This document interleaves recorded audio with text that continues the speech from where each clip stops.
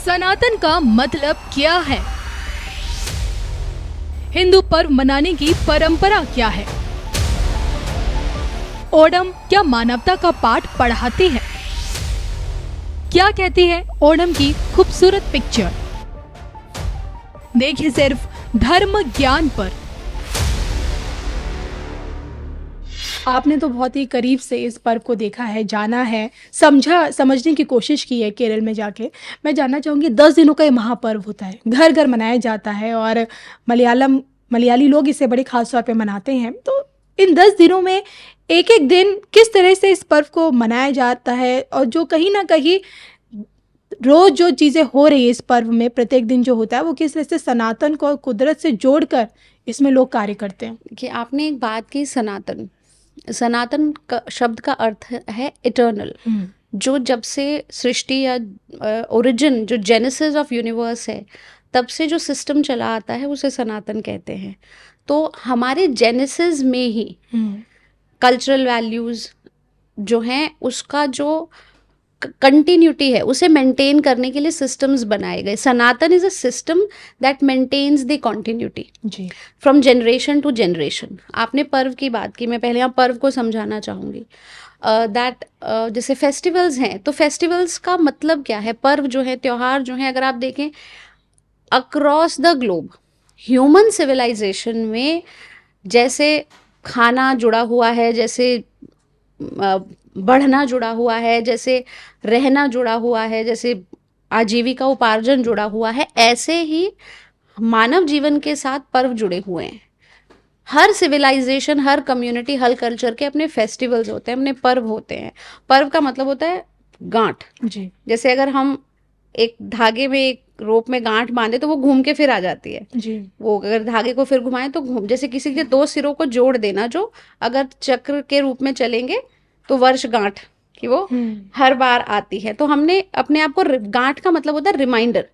हम कहते हैं इस बात की गांठ बांध लो, यानी कि इसको याद रखो। तो पर्व क्या है? रिमाइंडर्स हैं। और रिमाइंडर्स यानी एक तरीके के व्हीकल हैं जो हमारे कल्चरल वैल्यूज और हमारे हेरिटेज की कंटिन्यूटी एक जनरेशन से दूसरी जनरेशन तक बनाते हैं। अगर हम अपने आप को देखें तो हमने शायद बचपन से लेकर के अभी तक अपनी फैमिली के साथ दिवाली है, होली के पर्व हैं, उनको मनाते चले आ रहे हैं। उनके साथ जो स्टोरीज, जो उनके साथ कथाएं जुड़ी हुई हैं, वो हमें अब हमारी स्मृतियों में बैठ गई हैं। अब वो चलती चली जाएंगी, जो आगे की जनरेशन्स हैं उन तक वो ट्रांसफ़र हो जाएंगी। तो पर्व का मतलब होता है कि जो हमारा हेरिटेज है, जो हमारी पृष्ठभूमि है, जो हमारे कल्चर है, उसको आगे की जनरेशन तक ले जाने के लिए ये माध्यम है। और ये हर साल आते हैं हमें रिमाइंड कराने के लिए कि let's give it to the next generation, let's continue it. तो और हमें भी याद दिलाते हैं, और इनसे हमारी सभ्यता की, हमारे वैल्यूज़ की कंटिन्यूटी बनी रहती है। इसी तरीके से एक सभ्यता जीवित भी रहती है, और जो चीज़ें सभ्यता के अभ्यास से बाहर हो जाती हैं वो एक्सटिंक्ट हो जाती हैं जी।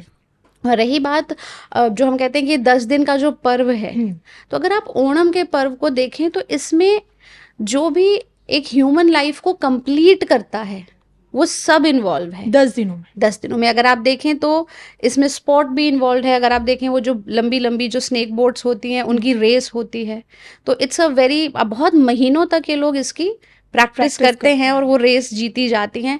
स्पोर्ट जो ह्यूमन लाइफ को एक वैल्यू ऐड करता है, वो इसमें इन्वॉल्व है कि फिजिकल एक्सरसाइज कितनी जरूरी है। आप फिट हैं और प्लस आप साथ ही साथ एक सोर्स ऑफ नेचर से जुड़े हैं, नदी से, जल से आप उनमें जुड़े हैं। एक सेंस ऑफ कम्युनिटी वहां आ रहा है। आप साथ मिलकर के, एक व्यक्ति नहीं रोइंग कर रहा है उसमें, सब एक साथ, सब कई बीसियों लोग मिलकर के रोइंग करते हैं। और वो एक कम्युनिटी, एक संगठित एफर्ट का सिग्निफिकेंस है कि हम संगठित एफर्ट से मुश्किल चीज एकता में पिरोता है लोगों को जी। फिर आता है हमारा हार्वेस्ट को सेलिब्रेट करना। तो हम यहाँ पर प्रकृति से जुड़ते हैं, जो जीवनदायिनी प्रकृति है, द लाइफ नर्चरिंग नेचर जी। जो आप जो मेहनत कर रहे हैं, नेचर उसे मल्टीपल टाइम बढ़ा करके आपको लौटा रहा है। तो ये एक ग्रैटिट्यूड होता है। उस समय आप ईश्वर का धन्यवाद करते हैं कि आपने हमें ये अन्न दिया, आपने हमें भोजन दिया, या आप बहुत चीज़ें वहाँ पर कल्टीवेट होती हैं, जो चीज़ हमारी लाइफ को हार्वेस्ट मतलब हमें जीवन देती है, जो हमारी क्षुधा को शांत करती है, जो बेसिक जो हम कहते हैं ना रोटी कपड़ा मकान, तो जो रोटी है बेसिक नीड्स को पूरा हाँ, करती जो वहाँ जो प्राइमरी नीड्स, बेसिक में भी प्राइमरी, अगर भोजन नहीं है तो आप बहुत कुछ नहीं सोच पाएंगे। बिल्कुल। तो वो नेचर को और अन्नपूर्णा जो है माँ भगवत माँ देवी अन्नपूर्णा के प्रति श्रद्धा होती है। फिर आप देखें कि वहाँ पर बहुत सुंदर तरीके से अ, गलियों को, घरों को, पब्लिक स्पेसेस को सजाया जाता है। यूल सी दिल मतलब सुंदर रंगोलियां बनी होती हैं, ट्रेडिशनल तरीके से सजा रखा होता है। तो ये आर्ट फॉर्म्स जो हैं, विजुअल जो ये ट्रेडिशनल आर्ट फॉर्म्स है of decoration and making lot of rangolis and all, ये चीज़ें उस आर्ट फॉर्म की कंटिन्यूटी हैं।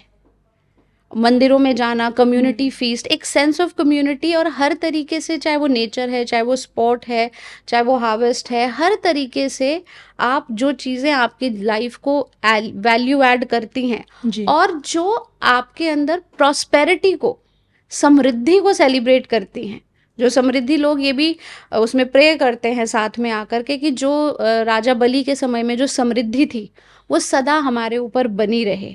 तो ये एक कम्युनिटी कॉन्शियसनेस, उस समृद्धि को हमेशा रखने की, उसकी कंटिन्यूटी मेंटेन करने की, ये है ओणम का फेस्टिवल।